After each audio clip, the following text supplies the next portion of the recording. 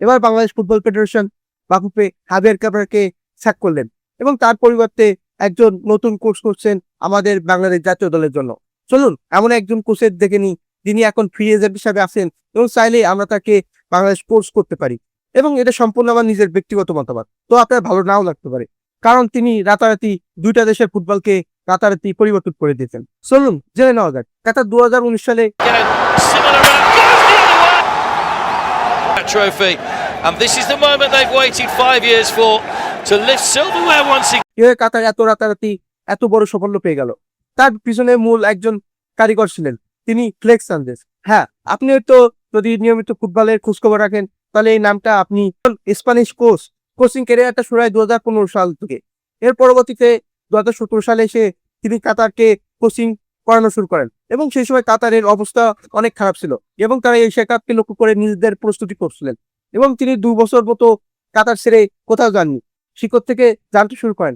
এরপরেই তরুণ প্রতিভাদের নিজেদের দলে সুযোগ দিতে থাকেন এবং যারা কাতারের প্রবাসী ফুটবলার ছিল তাদেরকেও সুযোগ দিতে থাকেন। এর ফলাফল কাতার খুব দ্রুতই পেয়েছিলেন। 2019 সালে তারা প্রথম এশিয়া কাপ চ্যাম্পিয়ন হয়। এর ধারাবাহিকতায় 2023 সালেও তারা কাতার চ্যাম্পিয়ন হয়েছে। মূলত ফ্লেক্স সানচেজের হাত ধরেই কাতারের আজকে এশিয়া কাপের চ্যাম্পিয়ন হয়ে ওঠা। চলুন তার আরেকটি ঘটনা জেনে নিন। তার কি শুধু কাতারেই এশিয়া কাপ চ্যাম্পিয়ন করে দেওয়ার একটাই সফলতা রয়েছে? না, তার আরো বড় সফলতা রয়েছে ইকুয়েডর থেকে।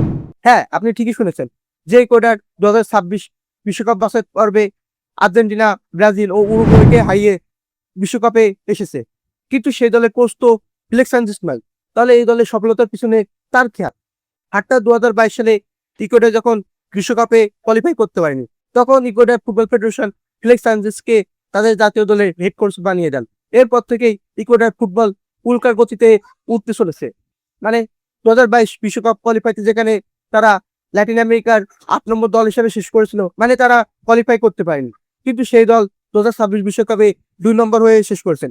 আসলে ফ্লেক্স সানচেজ ইকুয়েডর দলে মোইস ক্যাসেদো, উইলিয়ান পাসোদের মতো তরুণ ফুটবলারদের সুযোগ করে দেন এবং তিনি নিজ হাতে তাদের গড়েছিলেন এবং আজ ফুটবল বিশ্ব উইলিয়ান পাসো ও মোইস ক্যাসেদোকে এক নামে চেনে। এর ফলে তরুণ প্রতিভাদের সুযোগ দেওয়ার কারণে তারা 2026 বিশ্বকাপের সবচেয়ে বড় ডার্ক হর্স হিসাবে পরিচিত পেয়েছে এবং ফ্লেক্স সানচেজের মূল শক্তি সাবস্টিটিউশন প্লেয়ার। আপনি যদি 2024 কোপা আমেরিকার কোয়ার্টার ফাইনাল দেখেন, আর্জেন্টিনা ভার্সেস ইকুয়েডর, সেই ম্যাচে আর্জেন্টিনা ও ইকুয়েডর 1-1 গোলে ড্র করেছিল 90 মিনিট শেষে। শেষ পর্যন্ত খেলাটি টাই ব্রেকারে চলে যায়, কিন্তু খেলার 90 মিনিট শেষ মুহূর্তে এক সাবস্টিটিউশন করেন ফ্লেক্স সানচেজ এবং সেই মুহূর্তে একটি গোল করে ম্যাচটি 1-1 গোলে ড্র হয়। এর পরবর্তীতে এমি মার্টিনেসের কাছে টাই ব্রেকারে হেরে যায়, কিন্তু সেদিন ইকুয়েডরের খেলা কোটি মানুষের হৃদয় জয় করে নেয়, তাদের হার না মানা খেলা। এই সুন্দর খেলার ট্যাকটিক্সটা শিখেছিলেন ফ্লেক্স সানচেজ।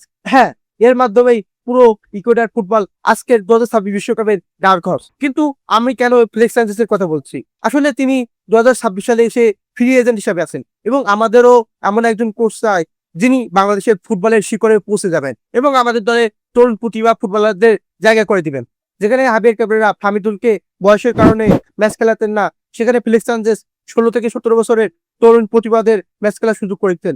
এর মাধ্যমে কাতার যেমন রাতারাতি এশিয়া কাপের বা তাদের নতুন ফুটবল সঞ্চার পেয়েছে এবং সেই সাথে ইকুয়েডর, এবং আমাদেরও এমন একজন কোচ প্রয়োজন। তাই আমাদের যদি ফুটবলকে আমূলে পরিবর্তন করতে হয় তাহলে এমন একজন কোচ প্রয়োজন। আমি ফ্লেক্স সানচেজকে আনার কথা বলছি না, কিন্তু তার মতন একজন স্ট্যান্ডার্ড কোচ আমাদের দরকার, যিনি নিজের দেশে গিয়ে খেলার আগের দিন ম্যাচের স্কোর ঘোষণা করবেন না। তিনি আমাদের দেশে থেকে আমাদের প্লেয়ারদেরকে চিনে আমাদের লিগগুলোকে যাচাই করে তিনি খেলোয়াড়দের নাম প্রকাশ করবেন। তাই বাফুফের এখন একটাই কাজ, ফ্লেক্স সানচেজের মতো বা এই ধরনের কোচকে খুঁজে বের করা।